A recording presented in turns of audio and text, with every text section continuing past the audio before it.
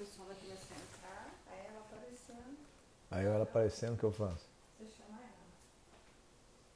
Não é rápida.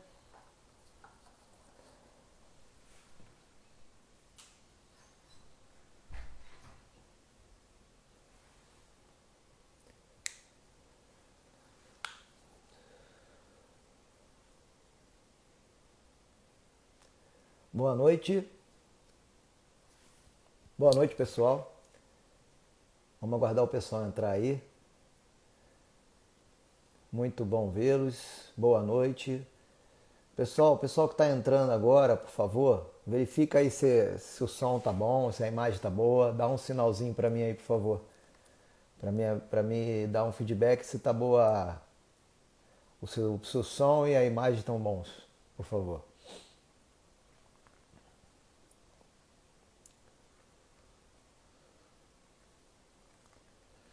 Maravilha. Boa noite a todos.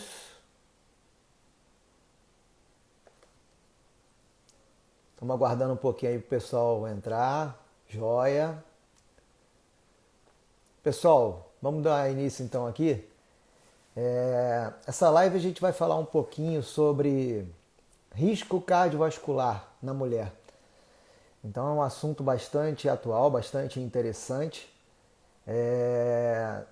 E eu vou estar conversando aí com a doutora Neuza Marli Presa, ginecologista.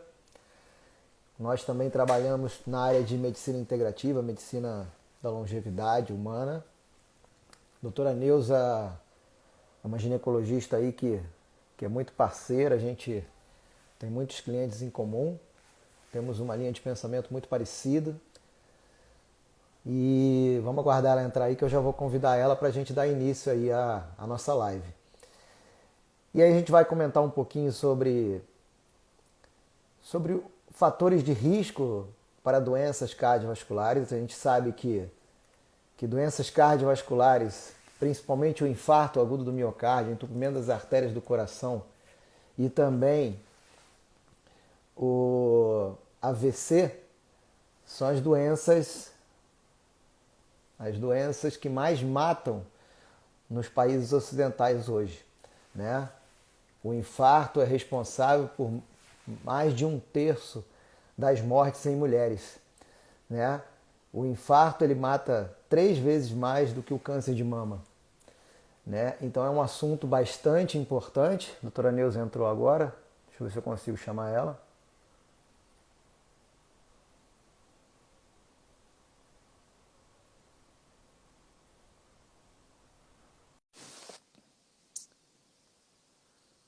Vamos ver se ela vai aceitar aqui. Oi, Oi, Neuza. Trote. Desculpa os minutinhos aí, me atrasei, fiquei correndo aqui. Sem problemas, sem problemas. Estou dando uma introdução aqui com o pessoal está entrando. Uhum. E eu estava introduzindo o assunto aqui, Neuza, comentando que o infarto, as doenças cardiovasculares são responsáveis pela maior incidência de morte, né, nas mulheres, principalmente as mulheres da melhor idade, da terceira idade, né? Mas Certo. também a gente vai comentar um pouquinho durante a live sobre fatores de risco para essas doenças cardiovasculares. A gente tem visto mulheres até antes da menopausa tendo infarto e AVC e trombose. E aí Certo. é muito bom aí ter vocês junto com a gente aí de novo. A gente já fez outras lives juntos aí, foi bastante, deu uma repercussão bem bacana, o pessoal elogiou bastante, muita informação, muito conteúdo legal. E aí vamos começar, Neuza, o que você acha aí, você que é da área, o que você acha dessa questão do infarto e do AVC como sendo a causa principal de morte nas mulheres? Estava comentando que responde mais de 30% das causas de morte nas mulheres. Isso. Esse assunto é um assunto muito importante, né, Trote? Até por isso que a gente conversou e eu chamei você para a gente fazer essa live, porque o que a gente observa, apesar desses números assustadores, né? Porque no mundo, né, 30% das mortes são por AVC ou por infarto agudo do miocárdio, né? E a gente vê no dia a dia que eu, né, meu público é grande, maioria é mulher, eu atendo até alguns homens hoje em dia, porque a gente que trabalha com medicina preventiva, reposição hormonal, vai o marido da paciente, vai o pai, vai o irmão, acaba virando um bolo, né? Você vai atendendo. Até por ter uma carência de profissionais que atuam nessa área da medicina preventiva, né? Mas o que eu observo é que as mulheres, eu acho que as mulheres e os homens também, né? Não tem essa preocupação, né? As pacientes vão na gente com medo de câncer de mama, com medo de CA de colo. A paciente tem muito medo de câncer, né? É a que mais leva a gente ao ginecologista. Mas a doença que realmente mais mata, que são as doenças cardiovasculares, né? Essas pacientes não se preocupam. E hoje, né, Trote, a gente vê um aumento, né, assustador dessas doenças, né? Até nós vamos falar a respeito, acho que está muito relacionado com as mudanças aí da vida moderna, né? Que são os fatores de risco. E eu vejo assim, que a paciente ela só vai se preocupar em fazer um exame cardíaco, a mulher, quando ela vai fazer uma cirurgia, né? Aí Verdade. que ela se preocupa que ela vai fazer uma avaliação cardíaca. Antes disso, ela normalmente não tem essa preocupação. Uma outra coisa que eu vejo também, que a pessoa, ela fala assim, né? Ai, doutora, mas eu não sinto nada, né? Por que eu vou lá no médico? Eu sempre, quando vem a mim, eu recomendo que vá, né? E a paciente, a primeira coisa que a gente fala é isso. E é uma das coisas que eu quero aí que a gente trate, que isso aí da gente não sentir nada não quer dizer nada, né, Trote? Porque o primeiro sintoma de um evento cardíaco pode ser a morte súbita, né? A pessoa, de Exatamente. repente, não sentia nada e morre, né? De repente. Então, pode ter nenhum sintoma.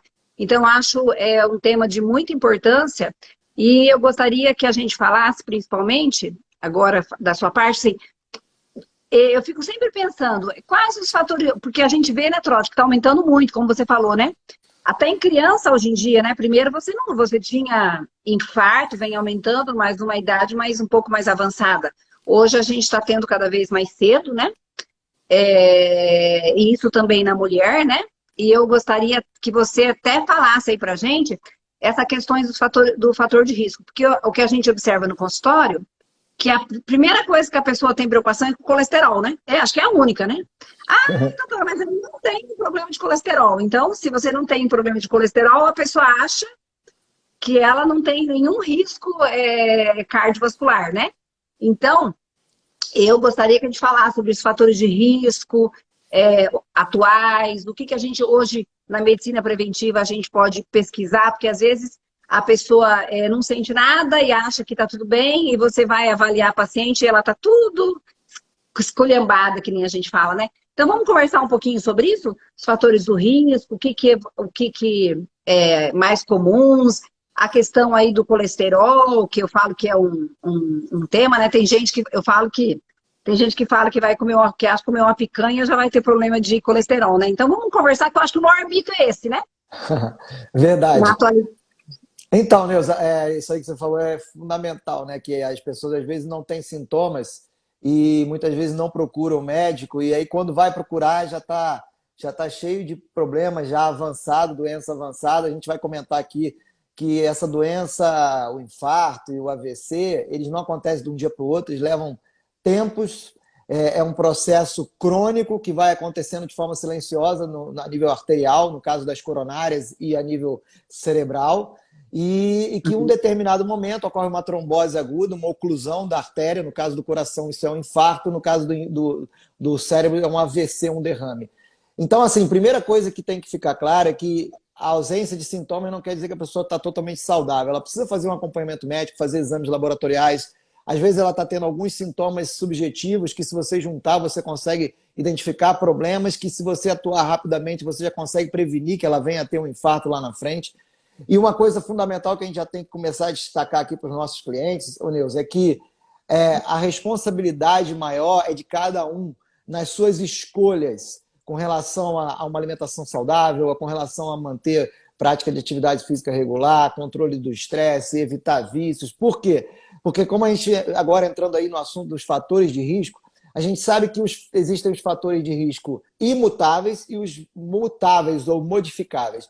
Dos fatores de risco imutáveis, que está relacionado com sexo, com a idade, com a raça, com a questão genética, com a questão hereditária. Então, esses fatores você não tem como mexer, né? Então, por exemplo, a idade, quanto maior a idade, maior o risco cardiovascular, independente desses outros fatores, né? A questão genética, como eu sempre comento nas minhas lives e nos meus vídeos, é que a questão genética compreende 10 a 15% de culpa do processo.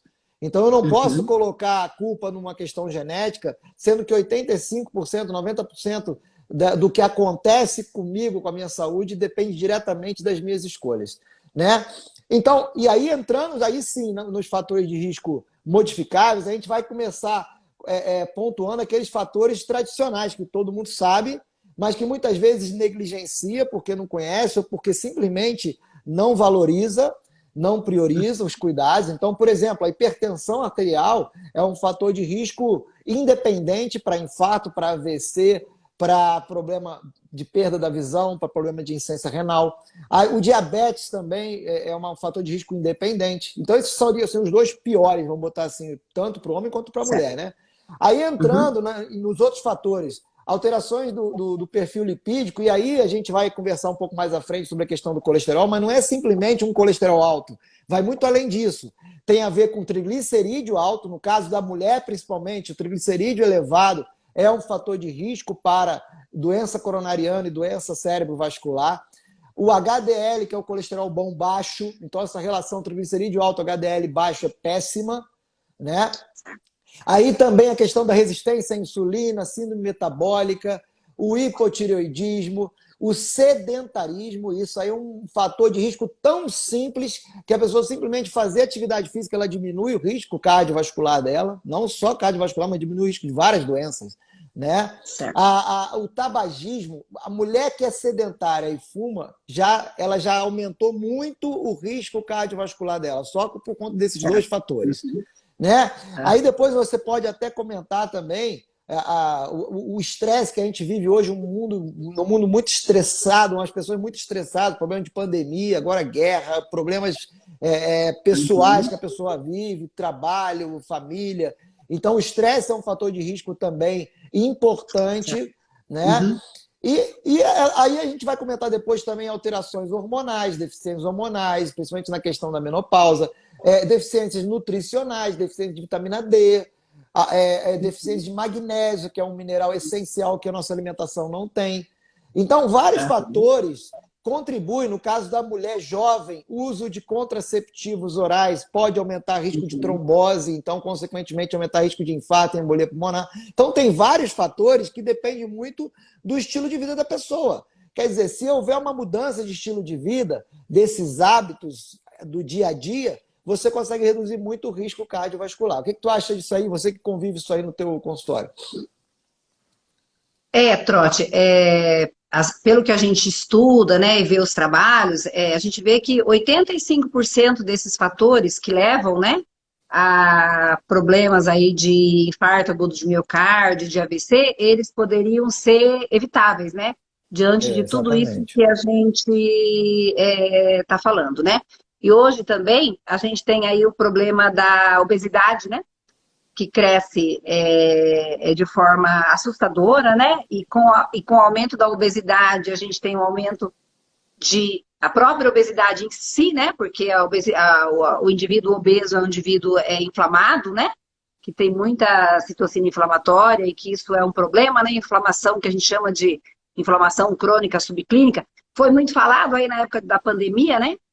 Que a pessoa com obesidade era uma pessoa inflamada e aí tinha um risco até, é muito comum você que trabalha em UTI, né? Nas UTIs, né? Tinha muita pessoa com sobrepeso, com obesidade, né?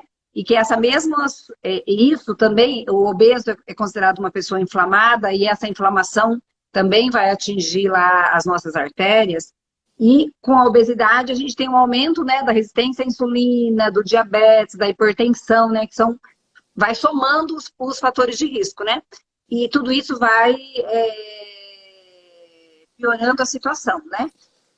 Exatamente.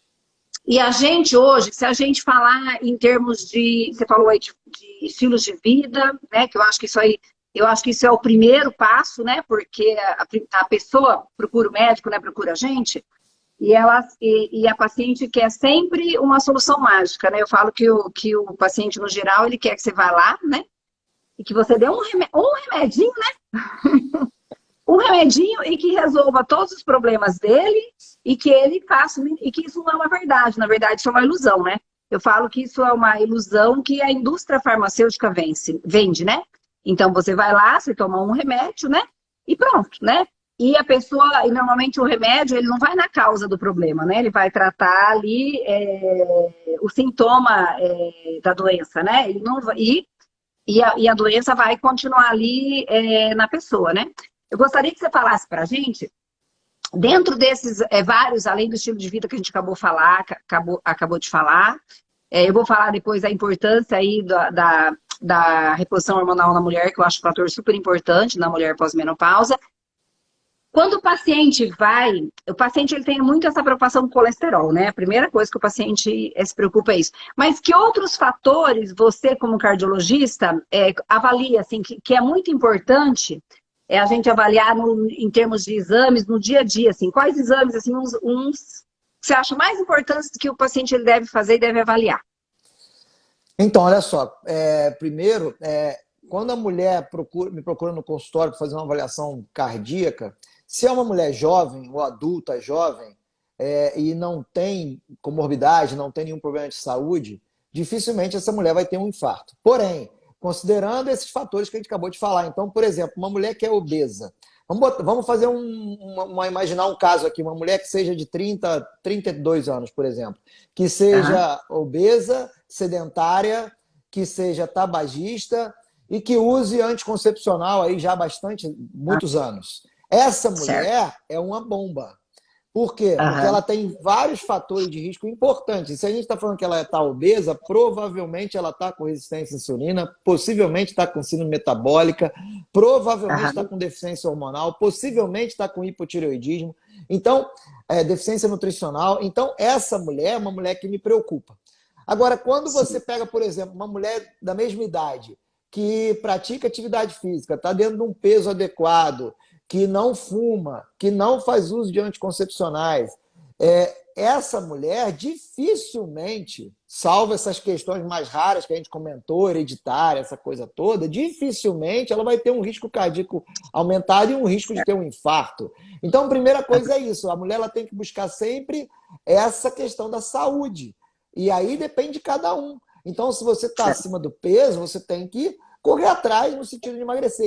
E lembrando, aí a gente já comentou em outras situações, que às vezes existe aquela situação da mulher que é falsa magra, né? Que ela aparentemente está com a balança ali num peso razoável, ali um sobrepeso, mas quando você vai fazer uma bioimpedância dela e vai avaliar a composição corporal, o percentual de gordura dela, está lá nas alturas. Então, essa mulher que aparentemente, olhando de uma forma externa, você pensa, não, essa mulher não tem nenhum risco. Você vai olhar ali o percentual de gordura dela, está altíssimo, aí você vai fazer as avaliações dos exames, está bem alterado. Então, isso aí a gente começa a ficar mais preocupado. E aí incentiva ela no sentido da modificação dos hábitos. Aí você comentou em relação aos exames. Exames básicos que a gente tem que fazer, então, por exemplo, a glicemia, a insulina de jejum. Às vezes eu peço a curva de insulina para avaliar, porque às vezes a insulina de jejum vai estar ali próximo de valores normais, não afasta que ela tenha resistência à insulina. Né? A gente pega a dosagem dos hormônios tiroidianos, inclusive do T3 livre, porque o T3, a deficiência do T3 está diretamente relacionado com o aumento de risco de aterosclerose, acúmulo de gordura nas artérias. E no caso do hipotireoidismo, quando a tireoide da mulher não está funcionando direito, ocorre alteração do colesterol. Então, muitas vezes ela vai no consultório com o colesterol lá nas alturas, passou no médico que indicou lá para tomar uma estatina, quando na verdade ela está com baita do hipotireoidismo. Né? Aí outros exames que a gente pede, dosagem do ácido úrico, marcadores inflamatórios que muitas vezes os médicos não dão valor, não costumam pedir, mas como a ferritina, o ácido úrico, a homocisteína, a proteína C reativa ultrassensível, apoproteína A, apoproteína B, lipoproteína A, fibrinogênio, são todos marcadores de inflamação, como você comentou. A inflamação crônica subclínica é o que está na origem da formação das placas de gordura. Então, quando uma mulher está com placas de gordura nas artérias, ela já está com esse processo inflamatório crônico já de longa data. Então, quando a gente pede esses marcadores inflamatórios, é para a gente ir no cerne, na raiz do problema e tentar fazer um tratamento anti-inflamatório, antioxidante, para diminuir a inflamação celular e vascular e diminuir o estresse oxidativo vascular, que é o que forma as placas de gordura. Então, esses exames, a gente pede a dosagem dos hormônios, a gente pede a dosagem das vitaminas principais, principalmente no caso da vitamina D3, D25 hidroxi, né? Então, basicamente, são esses aí para a gente avaliar esse perfil aí de risco cardiovascular na mulher. Então, você falando isso, a gente vê que essa avaliação do risco cardíaco, do risco, né, vai muito além do problema do colesterol, que é o que está na mente, né? Eu falo que parece que as pessoas a primeira coisa que a pessoa fala é isso, né? Ai, doutora, eu não tenho problema porque eu não tenho problema de colesterol, né? Que é as falsas verdades, né? E eu queria agora entrar nesse assunto dessa questão da alimentação, que eu vejo que é uma das coisas que as pessoas têm muita dúvida, né? Porque durante muitos anos, por causa dos trabalhos equivocados ali de 1900 e pouco em relação aos problemas cardíacos, né? De falar que a gordura era o principal causador, né? Da aterosclerose. E, na verdade, e das placas, né, nas coronárias. E, na verdade, muitos estudos mostram hoje que não é, né? Não é a gordura boa. A gordura ruim é a gordura trans, a gordura industrializada, a gordura hidrogenada. Então, a gordura que a gente encontra naturalmente nos alimentos, né, nas carnes, nos óleos bons, tipo óleo de oliva, manteiga, não são esses que são prejudiciais, né? E que, na verdade, né, Trote? Eu vi um vídeo outro dia bem bacana, não sei se você já viu. É porque o governo engordou você. Eu achei bem bacana, eu vou mandar para você. Que é um jornalista, ele faz um vídeo, conta toda essa história do colesterol e como que os governos foram instituindo isso. E, na verdade, quando você diminuiu muito a ingesta de gordura, e aí o que acontece? Aumenta o carboidrato, né? Aumentou o carboidrato, a gente vem tendo esse aumento assustador, né? De problemas cardíacos, de obesidade, diabetes, de câncer, né? Então, na verdade, piorou, né? Você tirou a gordura da alimentação e isso piorou. E isso, hoje, a gente tem trabalhos e mais trabalhos que mostram, né? E, na verdade, continua igual, né? Isso quer dizer, não tem trazido uma mudança real na vida das pessoas, né? Então, eu queria que você comentasse isso, que eu acho muito importante, o papel. Qual o papel do colesterol nisso? Que preocupação que a gente deve ter? Porque, assim, eu dou sempre essa orientação para as pacientes que a gente sabe que a pior coisa que tem é o tal do carboidrato, né? Então, é o açúcar, a farinha, os refinados, os produtos industrializados, a gordura trans, né? Não a gordura, né? Eu não sei você, mas eu falo sempre assim, antigamente, se comia todo mundo com banha de porco, né? Não sei se você... Acho que você é do Rio, né? Eu morava quase no sítio, acho que você não tinha essa realidade. Morava em Vatuba. Lá, o pai criava o porco, matava o porco, e a gente comia, e todo mundo era assim, né? E e não tinha, né, essa quantidade de evento que a gente tem hoje, de infarto e tal. Sem falar na obesidade, então, né? Que olha as fotos de quando a gente era criança, era todo mundo magrinho, né?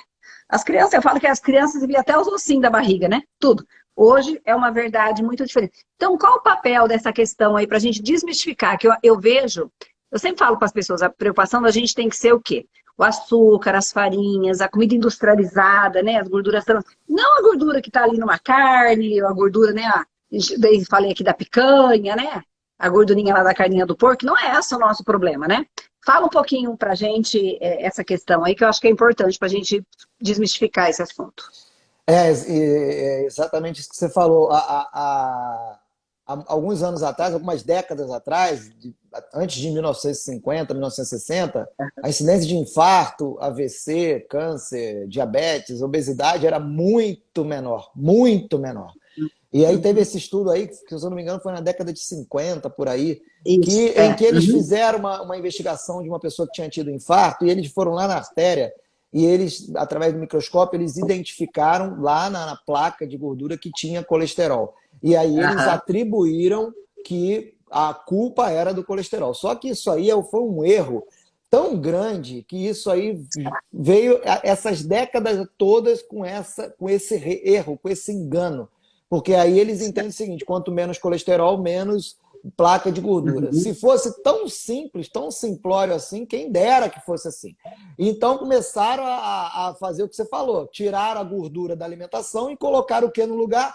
Os carboidratos simples, o açúcar, a massa, o pão, a farinha branca, o arroz, o doce. E aí o que aconteceu? A incidência de doenças inflamatórias, que é o que a gente estava falando da inflamação crônica subclínica, aumentou absurdamente. Não só o infarto do AVC, mas o câncer, o diabetes, a obesidade explodiu. Explodiu. E não só isso, artrose, artrites, Alzheimer, o câncer. Quer dizer, essas doenças todas hoje sabe-se, isso aí está mais do que batido, que essas doenças são inflamatórias. Não essa inflamação que a gente tem aguda na pele, que é uma inflamação boa, no sentido de conter ali um processo inflamatório agudamente. Não, a gente está falando de inflamação a nível vascular e celular, que é uma coisa crônica que é nociva. Ela é benéfica no primeiro momento para tentar conter ali um problema, mas a longo prazo isso aí acaba prejudicando a nossa saúde como um todo. E aí o que acontece? Hoje a gente sabe que o vilão não é a gordura, isso que você acabou de falar, gorduras naturais não são o vilão. Então o azeite, a gordura do peixe, das carnes, não é o vilão. Né? Agora, por exemplo, fritura é vilão, porque aí você oxida a gordura, aí ela se torna uma gordura ruim. E a questão do carboidrato, do açúcar, é tão ruim, e a gente vê as pessoas dando tanto mole nessa parte. Então, por exemplo, você vê uma pessoa tomar Coca-Cola como se estivesse tomando água, isso é um suicídio a médio prazo. Né? A pessoa que pega e come pizza, e come lanche, e massa, e doce direto, ela está se inflamando o organismo dela e começa a ter sintomas. Mas por quê? Por causa da alimentação. Isso é básico. Basta ela melhorar essa alimentação dela. Quando a gente fala também a questão do açúcar, a gente está falando também do glúten, tá? Porque o glúten é um alimento também, é um tipo de alimento que hoje é um alimento ruim. Lá para a década de 50 não era, mas ele foi muito modificado geneticamente. Então hoje o glúten também é um alimento inflamatório. Então qualquer alimento que tenha glúten também vai inflamar tuas artérias e vai inflamar tuas células, te causar um problema lá na frente, um problema intestinal. Então, depende muito dessas decisões da alimentação. E hoje sabe que o colesterol ele não é vilão. Pelo contrário, hoje sabe que o colesterol ele é necessário para a saúde. Para você ter uma ideia, o colesterol ele é matéria-prima para a produção dos hormônios esteroidais, do estradiol, da testosterona, do DEA, da própria formação da vitamina D, do cortisol, da aldosterona, da progesterona. Então, o colesterol ele faz parte da membrana de todas as artérias, de todas as células do corpo. Ele faz parte da produção de neurotransmissores cerebrais. Ele faz parte da produção de ácidos biliares para digerir as gorduras. Então, o colesterol ele é essencial para a saúde. Agora, quando o colesterol está oxidado, aí ele se torna nocivo. E aí, muitas vezes, às vezes, tem situação que você tem que baixar o colesterol realmente. Ninguém está falando que você nunca mais vai usar estatina, não é isso. Mas tem casos que você tem que usar. Não é todo mundo que tem que usar estatina. Igual que a gente vê mulheres de 35 anos que não tem nenhum problema de saúde com colesterol tomando estatina. Para quê? Isso. Né? Com certeza. E hoje também, né, Trotti, os estudos mostram que a grande maioria das pessoas que infartam tem os níveis de colesterol normal, né? Então, assim, hoje, isso é um estudo que tem a nível mundial, né? Então, não tem essa relação. E outra, né? Se fosse só o problema de colesterol, né? Era fácil, né? Você tratava todo mundo e hoje a estatina, né? A simvastatina da vida deve ser o remédio um dos mais vendidos aí no mundo, né? É uma indústria aí que a gente sabe que é bilionária, né? E isso não diminuiu, né? Continua cada vez morrendo mais pessoas. Então, será que... Né? Então, quer dizer, a pessoa tem que pensar, né? Pô, se dá o remédio e as pessoas continuam morrendo, não mudou nada, então, quer dizer, alguma coisa realmente está errada, né? E isso que você falou também, além do que, né, as estatinas têm muitos efeitos colaterais, né? Então eu pego muitas vezes no consultório, a pessoa não tem nada saudável, que teve lá, o normal é até 200, então tinha lá 230 de colesterol, tá? E com HDL bom, tudo, a pessoa foi lá e o médico deu uma estatina para a paciente. E depois a paciente veio cheia de efeito colateral, que a gente sabe que não é um medicamento que não tem efeito colateral, né? E outra coisa, né? Sem fazer nenhuma avaliação completa do paciente. Então, eu acho que isso aí, né? Você que lida mais com isso, os medicamentos ficam reservados para casos selecionados, né? Casos de realmente que tem uma dislipidemia familiar, pacientes que já têm casos, de repente, de uma aterosclerose importante, né? Mas não o uso indiscriminado, né, Trote? Sem nenhum, Exatamente. sem nenhum critério, né?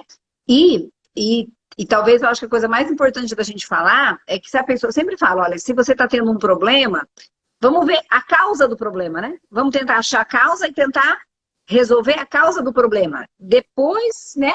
Ou só se for um caso muito agudo que você vai precisar entrar com medicamento, né? Imediatamente. Se não, você vai tentar primeiro resolver as causas. Você está falando aí, eu atendi essa semana uma paciente minha, 35 anos, fez um AVC.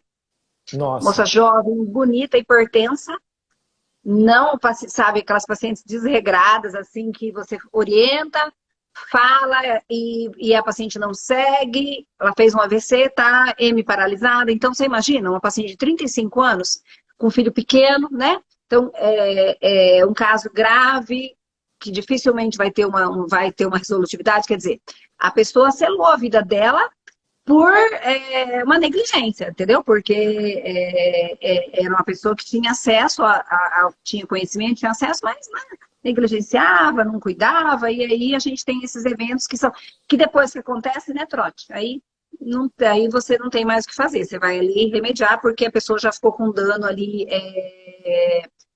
definitivo e gravíssimo para a vida dela, né? Ô Trote, e você que atende, vai bastante mulher ali espontaneamente no teu consultório, ou elas vão normalmente porque alguém indica, ou a paciente vai? Como é que tá isso hoje para você? Eu Você vai lá, recebo, eu vim aqui fazer um check-up, ou ela vai já contar com algum problema?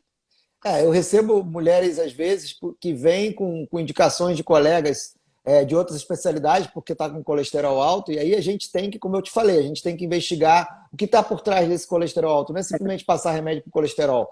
Muitas vezes a Certo. pessoa está com alterações, deficiências hormonais, principalmente hipotireoidismo, deficiência de T3. É isso. E uma clínica assim exuberante de hipotireoidismo, cansaço, sonolência, queda de cabelo, a unha quebrando, intestino preso, a memória ruim.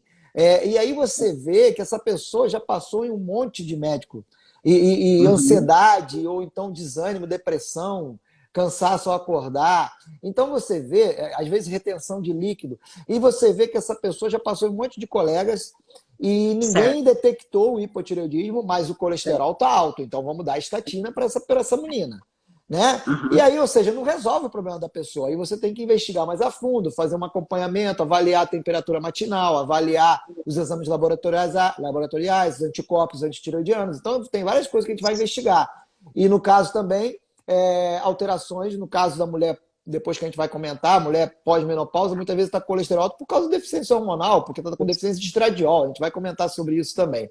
Mas eu recebo também mulheres que vão para fazer uma avaliação cardiológica, às vezes com batedeira relacionado com ansiedade, às vezes para fazer algum pré-operatório. Mas, normalmente, essas mulheres, muitas vezes, a gente pega, e eu tenho uma preocupação muito grande, que a gente tem visto mulheres, a maioria delas, eu não sei se posso estar enganado, mas a maioria delas com sobrepeso. Não só a obesidade, porque a obesidade é ali 30%, mas com sobrepeso. Não são poucas as mulheres que estão acima do peso. Eu não estou falando só da balança, eu estou falando de percentual de gordura. Um percentual de gordura elevado, que aí aumenta o risco cardiovascular dessa mulher. E aí a gente tem que correr atrás na questão da dieta, na questão de intensificar a atividade física e controlar essa parte hormonal e deficiências nutricionais, né? Isso. Isso aí que você falou do hipotiroidismo é super importante, né? Porque assim, a gente é um assunto bem controverso também, né? E a gente vê que, eu sempre falo assim, hipotireoidismo é uma coisa, às vezes, difícil de fazer o diagnóstico, né? Porque às vezes a pessoa está na frente da gente, ela tem todos os sintomas, né? E faz os exames então normais, né? Você vai estar lá dentro de uma normalidade, digamos, dentro da faixa lá. E é muito difícil, às vezes, explicar para a paciente que a clínica dela, né, é soberana, né? E quando a gente fala de hormônio, então talvez isso é muito bom as pessoas compreenderem que não é você estar lá na referência, né, Trote? Por quê? A referência dos exames, ela é feita para uma população geral. Então, assim, o exame de insulina mesmo que você está falando aí. Eu acho um absurdo. É normal de 2,5 a 23. É Gente, como é verdade, que o exame vai ser normal de 2,5 a 23? Não, não é verdade? é É um isso aí. absurdo. Então, a pessoa olha lá e fala assim, não, doutora, mas eu estou aqui dentro do normal.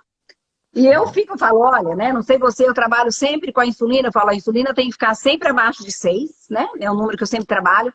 Quanto mais baixa, Exatamente. melhor. Eu sempre falo, porque a minha insulina é 3, né? 3 e pouco sempre. E Ótimo, ótimo. eu sempre falo isso, por quê? Porque a insulina é o pior hormônio que a gente pode ter, né?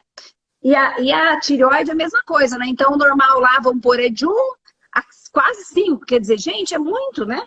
Então, a pessoa acha, então, assim, tem a idade, tem os sintomas, né? Como você falou, eu também uso bastante, medir a temperatura matinal para ver o metabolismo, né? Então, o mais importante é que hoje o paciente ele está muito preocupado com o exame, né? Então, ele está É, preocupado, às vezes você fala, né? Eu falo, daí esses dias eu falei para o paciente, olha, se fosse só para olhar o exame, eu não precisava estudar, né? Fazer ensino fundamental 1, 2, ensino médio, 6 anos de faculdade, 2, 3 anos de residência, depois já 2 pós-graduação, agora fazer uma terceira, para poder estar aqui explicando para você. Na verdade, era só você pegar o exame, né? E ela, deu normal, acabou, não é verdade? Então, o paciente ele tem bastante dificuldade de entender isso, né? Que eu sempre falo, o exame ele é complementar, na é verdade. O mais importante é o atendimento, a experiência da gente, a prática clínica, o que o paciente está falando, né? Então, e o hipotiroidismo é uma praga, né? Tem de monte. E às vezes, e melhora muito, né, Trote? Quando você trata o paciente, melhora muito. E muitas vezes a pessoa tem dificuldade de entender isso que a gente está falando, né? E essa questão aí da insulina também, que é um fator de risco muito importante, e é o que a gente está falando, as pessoas não entendem, né, a importância. A insulina é um hormônio ruim, que deve estar baixo, e que tem um fator muito importante aí na obesidade, no risco cardíaco, né? E que às vezes a pessoa se preocupa com a glicose, né? Que é um aumento para diabetes. Só que assim, antes da glicose subir, normalmente ela passou anos antes com a insulina alta, né? Para depois é, a glicose subir, né? Então, eu não sei exatamente. você, mas eu tento explicar muito isso aí no dia a dia, né? Mas essa questão da referência aos pacientes tem uma dificuldade, né? Para entender isso. É E assim, uma coisa que você falou aí da questão dos números, né? Que às vezes fica só olhando o laboratório, né? Isso aí isso. é muito culpa também de nós médicos, tá? Porque a Aham, maioria, não sei se é a maioria, mas muitos médicos, eles não aham, dão a atenção devida para os pacientes, nem olha na cara do paciente, muitas vezes aquela consulta rápida, e olha para o paciente, pergunta, faz aquelas perguntas rápidas, olha lá o laboratório, o colesterol tal, toma um remédio aqui, tá com não sei o isso. quê, toma aqui um remédio, tá com a pressão, toma um remédio, e não para tentar analisar o porquê que Isso. está com essas alterações. A pressão alta, por exemplo, é uma consequência de um processo inflamatório crônico também, de um estresse oxidativo, de um desequilíbrio hormonal, de um desequilíbrio nutricional. Então, assim, vai muito além de você passar um remédio para pressão, vai muito além de você passar um remédio para diabetes. Você tem que ir na Aham. origem, você tem que dar atenção para o paciente, você tem que ouvir o paciente. E muitas vezes os médicos Uhum. não fazem nada. Então, o que está acontecendo nos últimos anos é que as pessoas, hoje, com acesso às redes sociais, com acesso à informação, as pessoas não têm mais esse saco de ir num médico que não dá atenção, que não procura investigar de uma forma adequada. Aquele médico que é aquela coisa que só fica olhando assim o número lá, o laboratório está errado, deixa eu te passar aqui um remédio para colesterol. As pessoas estão cansadas disso. Você está com depressão, toma aqui um remédio e vai melhorar.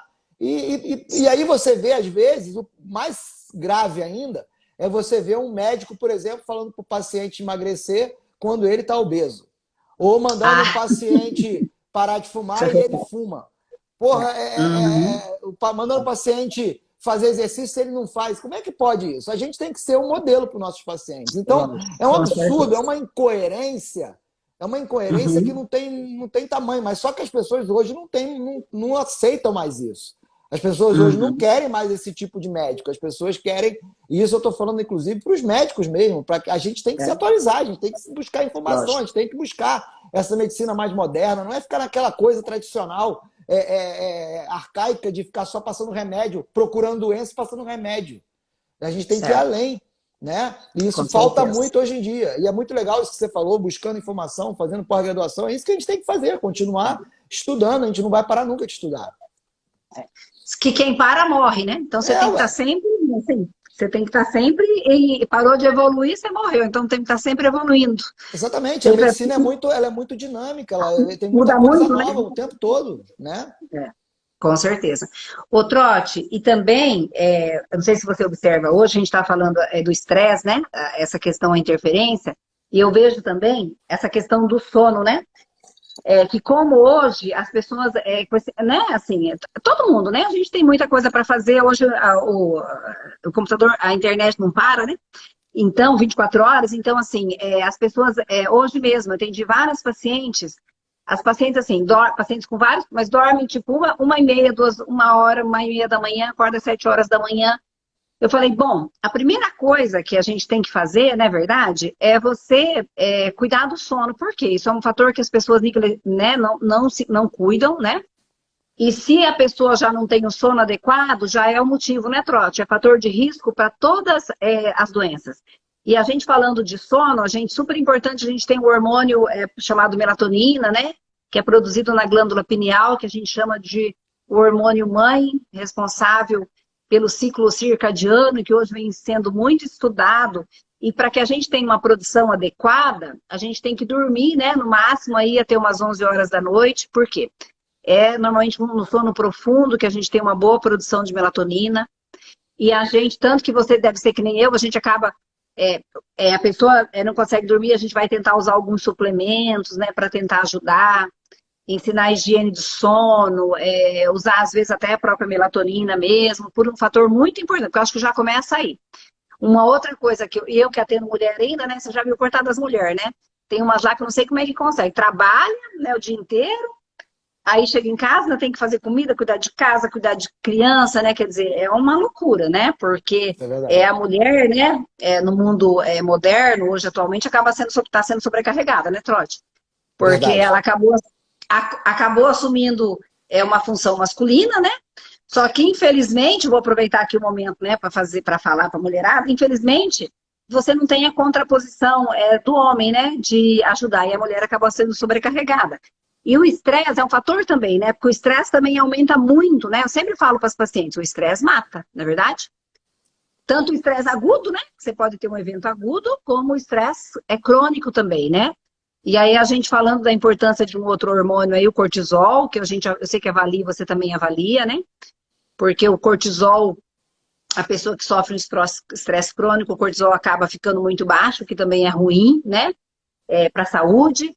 E eu sempre falo também da importância da pessoa achar maneiras de você diminuir o estresse, né? Então, assim, a gente também tem que procurar isso, né? Maneiras de você faz uma atividade física, né? Eu sempre falo leitura, meditação, oração, coisas que a gente tem que buscar isso também, né, Trote? Porque senão a pessoa fica muito naquele estado de desespero, isso aumenta o risco também para todas as doenças, né? Então, o que você tem a falar? Porque a gente vê isso, né? A pessoa pode infartar, né? Diante de um estresse agudo. Acredito que você, que é cardiologista, atende aí na emergência, deve ver isso, né? Sim, é verdade. E aí, fazendo uma meia-culpa também, realmente o que você falou é uma pura verdade. O mundo que a gente está vivendo é um mundo muito estranho, né? Muito esquisito, né? O homem hoje é um ser muito omisso em todos os sentidos. Em todos os sentidos. Não só para auxiliar a mulher em casa, mas para auxiliar a mulher emocionalmente, mas para auxiliar a mulher espiritualmente. Então, a omissão do homem, eu acho que é o maior mal do século da humanidade. Né? Homens, ou homens que são homens bananas, homens que não se impõem no sentido de assumir o cuidado da sua família, da sua esposa, dos seus filhos, de cuidar de forma correta, né, debaixo de orientação de Deus, né, orar pela família. E a questão espiritual é fundamental, colocar a família no Sim. eixo, né, e suprir as necessidades da família, não só a questão de suprir as necessidades materiais, mas suprir as necessidades físicas e suprir as necessidades emocionais, que é o que está faltando. E aí é o que você falou, a mulher acaba tendo que assumir um monte de papel, e aí realmente ela acaba a saúde dela deixando de lado, e aí realmente depois ela vai ter que correr atrás do prejuízo. Isso realmente, eu faço uma meia-culpa que nós homens deixamos muito a desejar. São poucos homens que realmente fazem o papel de forma correta, né? A questão que você comentou da parte de saúde, que muitas vezes acaba ficando de lado, eu até vi uma pergunta aí que alguém fez falando assim, misturar o álcool com energético e pode causar problema? Com certeza, com certeza. E aí ainda tem outro detalhe que eu vou além. Hoje, a moda hoje é cigarro eletrônico, é vapor, né? Hoje é a moda, a gente cansa de ver isso aí. É uma ilusão sem tamanho, Neuza, sem tamanho. É o tabagismo moderno, né? Porque hoje, se você fumar, vem todo mundo fala, para de fumar, que isso faz mal para a saúde, dá câncer, dá enfisema pulmonar.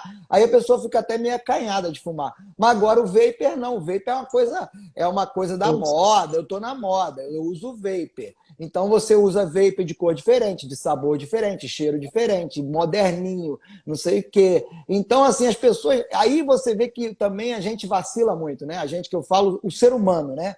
Porque você vai ter um infarto, vai ter um câncer lá na frente, mas peraí, você tá fumando vapor. E aí, não é fumar vapor uma coisa, vai fumar uma vez lá por mês, não. Você fuma vapor quase todo dia, porque é uma coisa que ninguém vai falar mal para você, então você fuma quase todo dia. Aí você vai e bebe bebida alcoólica 3 vezes por semana, e aí quando você junta com a turma, você exagera, né? E aí junta energético, porque aí você quer ficar ligadão, quer ficar animado. Porra, mas aí depois tu tem uma arritmia, um infarto, o que você acha que pode acontecer? Então, assim, a gente também vacila demais, né, Neuza? A gente tem que se conscientizar que muito dos erros que acontecem, muitas das coisas que acontecem com a nossa saúde é culpa nossa também. A gente tinha que tomar as decisões corretas. No caso que você falou do sono, isso aí que você falou, você tocou no assunto, no cérebro, na parte mais importante. A melatonina é um dos principais hormônios do organismo. A melatonina é como se fosse o maestro da orquestra. Todas as outras glândulas do corpo dependem de ter melatonina suficiente circulando nas células, no sangue e depois chegando nas células. Então, uma pessoa que dorme tarde, ela compromete diretamente a produção de melatonina, e não só da melatonina, mas ela compromete a produção de GH, que é um dos principais hormônios anti-envelhecimento, e ela compromete a produção de testosterona, que também é um hormônio fundamental para a composição corporal, no caso, músculo, para diminuir gordura corporal, para melhorar a cognição, concentração, memória, né? E também pela parte sexual. Então, ou seja, você dorme tarde, se for uma coisa que você tem em trabalho, tudo não tem muito jeito, né? Mas quando a pessoa dorme tarde porque é costume e ela não tenta modificar isso aí, ela já está adoecendo sem perceber e já está diminuindo a sua longevidade só por conta desse fator. Tanto que a gente tem muitos trabalhos na literatura, né, de aumento principalmente comprovado aumento de câncer em trabalhadores noturnos, né? Então isso aí é uma coisa comprovada e que as pessoas acabam não valorizando, né? Então, eu acho um fator muito importante. Já que a gente está falando dos hormônios, né?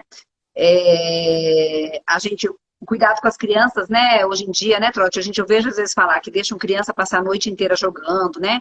Então, isso no computador prejudica muito, porque aquele negócio que é durante a noite que a criança cresce, né, por causa do hormônio de crescimento, mas lembrar que o hormônio de crescimento não é só para as crianças, para a gente também é muito importante, que é um hormônio de reparo, né, ele é produzido principalmente à noite, né, já que a gente entrou nesse assunto aí de hormônio, e falando, né, porque daí quando você prejudica um hormônio, você vai prejudicando todos ali, né, o hormônio é tipo uma sequência, uma orquestra, né. Sim. E, então, eu gostaria também de falar, a gente já está falando dos hormônios, dessa questão aí, a gente falou dos anticoncepcionais, né? Então, assim, isso realmente é um problema moderno, né?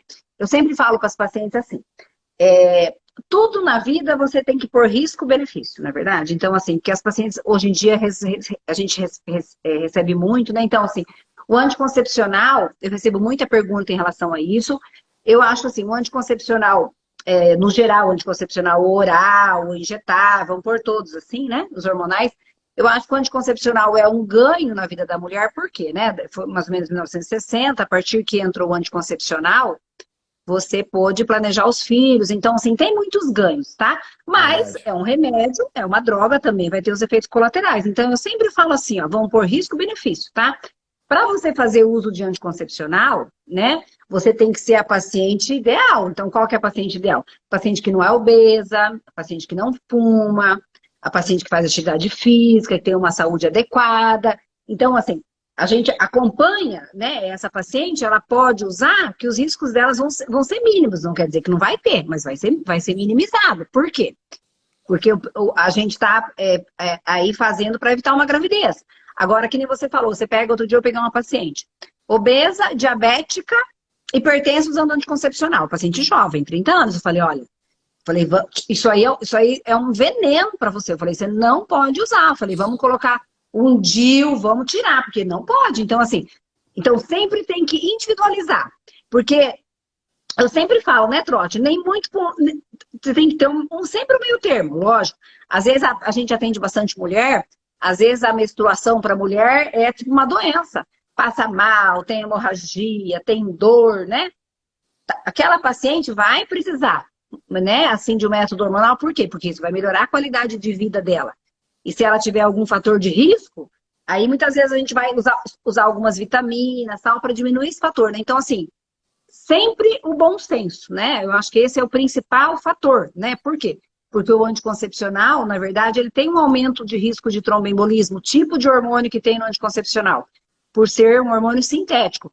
Mas existe o benefício de evitar a gravidez e existe alguns problemas femininos mesmo, né? Que o anticoncepcional trata. Então, a gente tem sempre que individualizar, tá? E aí a gente tem uma outra categoria de hormônio, que é a reposição hormonal do climatério e da menopausa. Então, entenda-se aí por climatério, aquela fase que acontece as mudanças hormonais antes da mulher parar de menstruar, né? E a menopausa é o nome que a gente dá depois que a mulher fica um ano sem menstruar. A gente acaba usando esse termo menopausa, né? Meio assim, meio geral, mas tem essa diferença. E a terapia de reposição hormonal, né, Trote? Ela já diminui o risco cardíaco, né? Então, quando a mulher entra na menopausa, tipo assim, quando a gente menstrua, a incidência da gente de eventos, tipo assim, do infarto é 15 vezes menor do que um homem, né? 15 para 1. Depois da menopausa, em torno de 60 anos, já fica de 1 para 1, né, Trote? Às vezes até fica maior. Então, por quê? Porque o estrogênio da mulher é protetor, né? Ele tem esse efeito protetor cardiovascular. Então, quando a gente começa a diminuir o estrogênio, nesse período perimenopausa e menopausa, você aumenta muito o risco cardíaco. Então, hoje, antigamente, quando eu me formei, era assim. Ah, se não tem sintoma, né, de menopausa, não trata, não é verdade? Então, hoje a gente mudou. Hoje, quando a paciente vem a mim, ela só não vai tratar. Ou se ela tiver alguma contraindicação, né, que às vezes existe, ou realmente se ela não quiser. Porque eu vou falar que é o ideal. Por quê? Porque você diminui muito. Você diminui a incidência de eventos de infartos, de AVC. Isso já é comprovado, né? É uma indicação clara. Você diminui a incidência de Alzheimer, você diminui a incidência de osteoporose, de artrite, de câncer coloretal, né? E de um monte de câncer em geral. Então, de um monte de patologias que vale muito a pena só pela diminuição do risco cardiovascular, né, Trote? Já estaria indicado. Por quê? É o evento que mais mata, né? Agora, o que as pacientes, eu que atendo, né, muita mulher, as pacientes que elas mais têm medo de câncer de mama, né? Então, assim, lógico, tem algumas pacientes que, ou algum outro tipo de câncer, né, ou alguma outra doença. Eu sempre falo, nem tudo é para todos, infelizmente, né? Assim, Verdade. eu falei, sempre você tem que individualizar, né, avaliar bem essa paciente, mas não é assim. A paciente, às vezes, é o medo que tem. O colesterol, parece que ela tem medo de infartar. E você fala de hormônio, pensa em vai ter câncer de mama. E que não é assim, tá? Que esses hormônios que a gente usa, a gente faz tratamento com hormônio bioidêntico, em doses fisiológicas, né? Isso não vai aumentar a incidência de câncer na pessoa. Só que tem pessoa que tem um tipo de câncer que é hormônio dependente. Aí essa pessoa a gente vai tomar. Também não quer dizer que não tem nada para fazer, né? Existem outras coisas, outros tipos de medicamento que a gente pode melhorar a qualidade de vida da pessoa, porque em alguns casos, algumas pacientes não podem usar, né, Tó? Até a gente atende paciente em conjunto, né? Às vezes eu mando lá para você, ó, avalia aí pra gente ver o risco, né? Então é uma troca, né? Eu sou bem amiga também do Dr. Dalton, mastologista, graças a Deus, né? E como ele foi meu aluno, ele é bem bonzinho comigo. Aí eu falo, ô, Dalton, vê lá, Dalton, essa aí tá precisando. Aí ele vai lá, né? Ele faz exame, aí ele faz, hoje dá para fazer exame genético, né? Para ver se você tem um aumento de risco genético para câncer de mama. Então, isso aí ajuda muito, porque faz a gente trabalhar com bastante segurança, né? E porque as pacientes têm muito medo. E é um benefício, né, Trote? Eu vou falar assim, olha, e outra, a gente pensar o seguinte, a gente entra na menopausa em torno, hoje em dia, de 47, 50 anos, 50 e poucos anos. E hoje em dia, a expectativa... A minha mãe vai fazer 82 anos, não é verdade? Hoje eu atendi lá no consultório uma paciente minha com 82 anos também, entendeu? E aí, se a gente entrar na menopausa com 50 e viver até os 80, nós vamos ver 30 anos sem os benefícios do hormônio, né? Então, eu sempre falo que a menopausa é um marco drástico na vida da mulher. Eu falo para as pacientes, pergunta para alguém que você conhece que entrou na menopausa, para ver como é que ela tá. Como é que a vida dela melhorou, piorou, né? Vai perguntar para você ver que realmente a maioria das mulheres falam que a qualidade de vida piorou muito, né? Então, além de você piorar a qualidade de vida, você aumenta o risco das doenças. Então, o estrogênio da mulher, a progesterona, são hormônios que eles são protetores e que diminuem a incidência de todas essas doenças, né? Então, eu acho que a gente tem que parar de ter esse olhar, só vou tratar se eu estiver sentindo alguma coisa, né? A gente tem que pensar o seguinte, eu vou tratar para prevenir, porque eu recebo bastante, a maioria que procura a gente é porque está com sintoma, né? Eu, no meu caso de menopausa. Mas também eu recebo as pacientes que não têm nada, que vão lá, que acham que não tem, que estão bem, né? E que às vezes a gente vê essas deficiências hormonais e orienta isso, por quê? Por causa dos benefícios. E isso já está mais que comprovado, né? Lógico, a preferência da gente também é usar esses hormônios bioidênticos, porque eles são muito melhores do que os hormônios que existem aí na farmácia, que são hormônios sintéticos, que realmente podem trazer mais problemas para a mulher. Então, esses hormônios bioidênticos são ideais para a gente usar. E eu queria daí, Trote, ver se você, estamos quase que na hora da gente encerrar, se você compartilha dessa opinião em relação ao... Fala aí para quem não está ouvindo, o que você acha a respeito disso? Concordo. Que você tem estudado aí na cardiologia.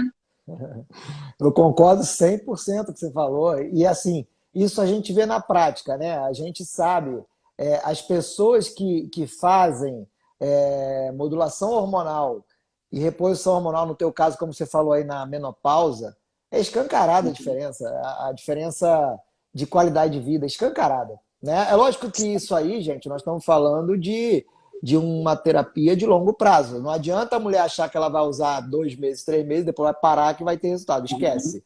Ela tem que entender, a primeira coisa que ela tem que entender que é um tratamento contínuo. Uma vez que ela não está mais produzindo seus hormônios, ela vai ter que usar para o resto da vida, para ela ter os benefícios, né? E é lógico que isso aí tem que ter um acompanhamento médico. Então, elas têm que ir lá no teu consultório para ver se está na dosagem adequada, de repente tem que aumentar a concentração, ou reduzir a concentração, ou suspender por um tempo. Isso tudo aí você vai avaliar, vai fazer os exames necessários. Então, lógico que tem que ter um acompanhamento, não é simplesmente começar a usar e largar de mão. Não, tem que ter um acompanhamento contínuo disso aí. E o resultado você vai experimentar depois de meses fazendo o tratamento. Ali de 3 a 6 meses você já consegue observar grandes resultados e depois de longo prazo melhor ainda. E aí, no meu caso, como cardiologista, é muita diferença, porque o estradiol, ele protege as artérias. A gente estava falando lá atrás da questão da inflamação crônica silenciosa, a nível endotelial, a nível da parede do vaso sanguíneo. E o estradiol, ele protege o endotélio. O estradiol, ele diminui o risco de formar placas. O estradiol diminui o risco de inflamação a nível vascular. Então, o estradiol é um protetor dos vasos sanguíneos. Ele diminui a incidência de infarto e diminui a incidência de AVC. Então, ele é um hormônio essencial. Por que a mulher não infarta com 30, 40 anos, ou dificilmente infarta? Porque ela tem o estradiol. E por que que, como você falou, depois que dos 60 anos, é igual a relação com o homem, passa a ter o mesmo risco que o homem, a mesma quantidade de risco. E dependendo se o estilo de vida dela é ruim, ela passa a ter um risco até maior do que o homem. Então, o estradiol, isso aí também é uma coisa que não tem mais questionamento. Não são 3, 4, 5 estudos, são milhares de estudos mostrando a importância do estradiol para a proteção das coronárias, que são as artérias que irrigam o coração, e das artérias cerebrais. Então, é inquestionável os benefícios dentro, como você falou, não é para todo mundo. Existem alguns casos que, infelizmente, não tem como usar, que aí você vai avaliar tudo, a gente vai avaliar. Mas há muitas, e talvez a maioria das mulheres, podem usar e se beneficiar do uso crônico desse tipo de hormônio bioidêntico, né?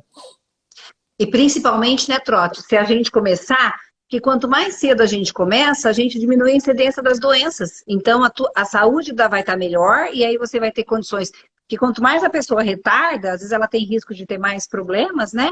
E aí, às vezes, pode até contraindicar o tratamento da gente. Uma outra coisa que eu escuto bastante pergunta, ai, doutor, e tem uma idade? Eu falei, olha, para começar, né? Eu falei, olha, não tem idade. Depende muito mais do estado de saúde da paciente, né? Se a paciente, hoje a gente não usa mais a questão de uma janela de tratamento, depende muito da idade, depende muito da comorbidade, se tem alguma contraindicação. Então, se a pessoa, a gente vai avaliar conforme isso, não... porque às vezes a pessoa vem lá, ela passou pela menopausa, não teve a oportunidade de tratar, hoje ela vem buscar. Então, vai ser sempre individualizado e é sempre assim, ver se tem alguma coisa que contraindique. Uma outra coisa que eu gostaria de falar também, para a gente aproveitar, é o DEA, né? Porque a gente usa bastante, né, também. E o DEA também é um hormônio produzido na suprarrenal, que também é um hormônio que diminui bastante com o avançar da idade. E é um hormônio também que tem um efeito protetor, né, a nível cardíaco, super importante, a nível do sistema nervoso central, e que a gente usa no dia a dia bastante, né, Trote? Exatamente. A vitamina D, que você falou também, que hoje está sendo reclassificada como hormônio fundamental, né?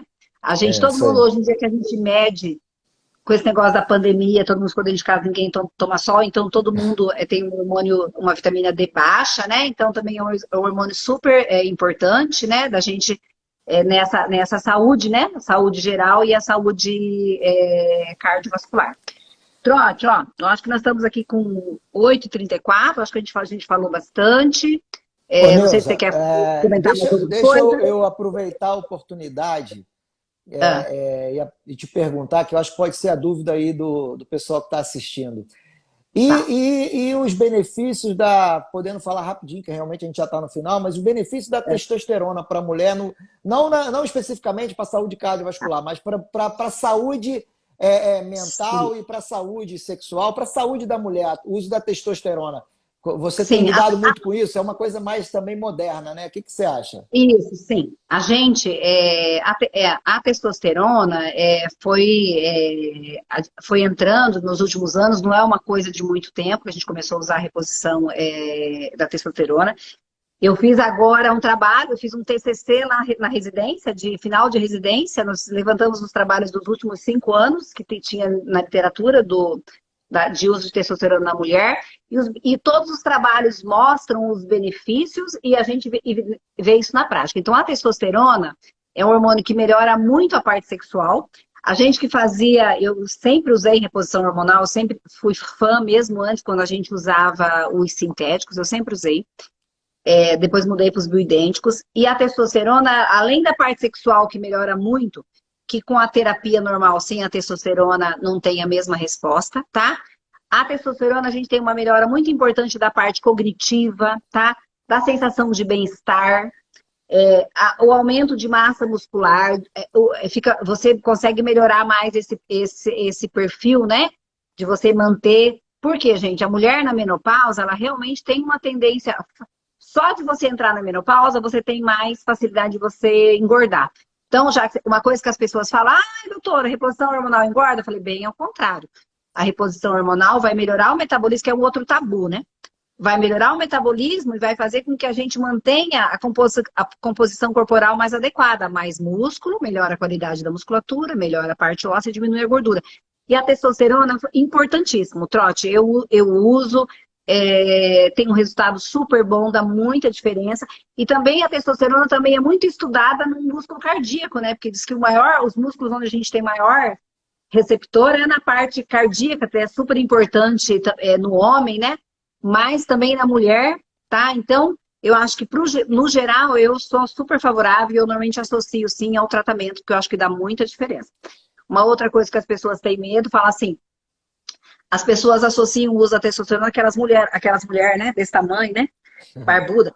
Gente, isso a gente está falando de anabolizante, né, trote? Não é o que a gente está falando, né? Então, essas que são fisiculturistas, elas assumem o risco delas, mas elas usam doses altíssimas, não são doses fisiológicas, então é tudo muito diferente, tá, gente? Então, o que a gente está falando é de dose fisiológica, dose para repor dentro do que era normal. A gente não está falando aqui de doses altíssimas que vai, né? Que vai fazer, porque também a pessoa acha também que vai tomar testosterona e vai ficar desse tamanho, né? Eu falei, não, gente. Mulher, para ganhar músculo, essas mulheres que fazem fisiculturismo, elas treinam muito, então não é disso que a gente está falando, tá? Então, sim, eu acho que a reposição hormonal eu sou super favorável, né? A gente usa aí o estradiol, a progesterona, o estriol, a testosterona. São hormônios aí, lógico, que é o que você falou, né? A gente também tem que regular o estilo de vida, né? Todos esses outros fatores para que você tenha realmente um benefício desse tratamento. Porque também se a pessoa vai lá, né? Ou vai você, vai em mim, né? E elas não... Vocês têm que fazer... Quem está disposto, eu acho que tem que fazer uma mudança do estilo de vida para que você realmente tenha todos esses ganhos aqui que a gente está falando, tá? E, principalmente, diminui o risco das doenças, né? Uma coisa que você comentou aí dos benefícios da testosterona, a gente tem visto no consultório, eu vejo lá no consultório muitas vezes, as mulheres se queixando de uma libido baixa, às vezes a mulher até fala, minha libido está zero, né? Aham. E às vezes isso aí está relacionado com deficiência de testosterona. Lógico que não é só isso, muitas vezes ela está com alterações da tireoide, muitas vezes ela está com cortisol lá no pé, a própria resistência à insulina, o estresse, a depressão, existem outros fatores, né? Lógico. Certo. Mas muitas vezes está relacionado com a deficiência da testosterona. Então, muitas vezes é necessário, nesse tipo de caso, você fazer reposição, porque, é como você falou, a libido para a testosterona e a libido para a mulher tem uma relação direta, né? E até isso que você falou de depressão, um fator muito importante. Por quê? A mulher, quando entra na menopausa, ela tem um aumento de incidência de depressão. Então, muitas vezes, só de você regularizar os hormônios, você melhora a depressão. Então, muitas vezes a depressão, que hoje a gente também tem muito, né? É pela questão hormonal. Então, isso, antes, às vezes, de usar um antidepressivo, você fazer todo esse controle, ver as vitaminas, ver os hormônios, né? Porque também é uma doença que acaba tendo uma incidência muito na menopausa. Trote, eu acho que é um assunto honesto, se deixar aqui, nós vamos ficar até umas 3 horas aqui, né? Que esse assunto a gente gosta e fica conversando bastante. Então, eu acho que tá bom, acho que a gente deveria vamos encerrar, né? Vamos encerrar.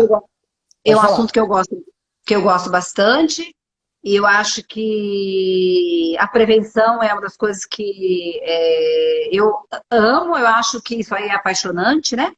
E a gente tem que estar sempre buscando isso, e a medicina, graças a Deus, está evoluindo, e a gente está tendo cada vez mais recursos aí para a gente prevenir as doenças, que eu acho que isso é o mais importante. E também eu convido a todos que estão nos ouvindo para que procurem estudar, aprender, entender. Eu falo assim para as pacientes, não fica com o que eu falei, não, vai procurar. Mas não vai lá no PubMed, procura nos trabalhos, procura médicos aí, outros médicos, vai ouvir, porque a pessoa às vezes, eu falo, não precisa acreditar em mim não, né? Vai atrás de mais informação para que você realmente entenda isso, essas coisas que a gente está falando, porque muitas vezes a gente fala, às vezes, né, tem médico mais que não é dessa linha de prevenção, fala uma outra coisa, então... outro dia a paciente me disse, doutora, eu não sei quem que eu sigo, eu vou no outro? Falei, então você vai ter que decidir, minha filha, porque você vai ter que resolver, você me segue, você vai no outro, porque não tem, o que eu vou fazer, na verdade, eu falo uma coisa, o outro médico fala outra, você vai ter que tomar uma decisão para que caminho que você quer ir, né? É isso aí, eu também fico triste porque é um assunto muito bom, mas assim, é sempre bom a gente estar conversando sobre isso e trazendo informação para o pessoal. Como a gente falou, o pessoal está sempre buscando informação e isso aí é o que é o mais importante, né? E quanto mais informação a pessoa tem, ela vai ter condições de tomar as melhores decisões com relação à saúde dela, com relação ao que ela vai fazer, as decisões que ela vai tomar. Então, assim, eu, a doutora Neuza, a gente está à disposição no consultório. Procurem médicos com essa linha de pensamento, com uma linha de mais de prevenção e de buscar a origem dos problemas e não ficar só passando remédio para depressão, para colesterol, essas coisas que muitas vezes não vai resolver. Pode ajudar ali no primeiro momento, sim, mas não vai resolver no longo prazo, né? E outra coisa para finalizar, que eu fiquei de falar, acabei esquecendo, Neuza, cuidar dos filhos, das crianças. Você comentou num momento ali no início que muitas crianças obesas, sedentárias, doentes já, crianças com diabetes, com pressão alta, quer dizer, uma coisa absurda, absurda. Então, as crianças é responsabilidade nossa, dos pais. Não podemos deixar as crianças, se as crianças estão obesas, salvo se tem alguma alteração ali, alguma coisa genética, alguma coisa, é a alimentação que precisa melhorar, é exercício que precisa fazer. No período de pandemia, as pessoas ficaram totalmente dentro de casa, as mães que deixaram as crianças totalmente dentro de casa sem exercício nenhum. Isso foi péssimo para a saúde delas, péssimo. Então, agora tem que correr atrás, botar as crianças para fazer exercício e se alimentar direito, porque senão essas crianças com 30 anos já estão totalmente doentes. Então, fica esse recado aí para vocês. Agradecer aí, Neuza, por mais uma oportunidade aí da gente estar junto, conversando, e vamos, quem sabe, aí fazer outras lives. Com certeza. Esse é ótimo. Um assunto que não falta. Então tá, Trotti, boa noite. Obrigada a todo obrigado, mundo que está Neuza. assistindo. Pessoal, gente, obrigado né? aí a todos, tá? Tamo junto aí. Se tiverem de dúvida, perguntem pra gente. A live vai ficar gravada, né, Trotti? Vai ficar Se gravada, a alguém gente vai quiser colocar depois. passar para alguém, Sim, aí você grava, depois você manda para mim também. Passo. Tá, E também ótimo. vamos gravar no YouTube também. Tá bom, pessoal? Tá, beleza. Obrigado, Neuza. Obrigado a todos aí. Fiquem com Deus. Tá ótimo. Tchau, Um Trotti. abraço, valeu. Tchau.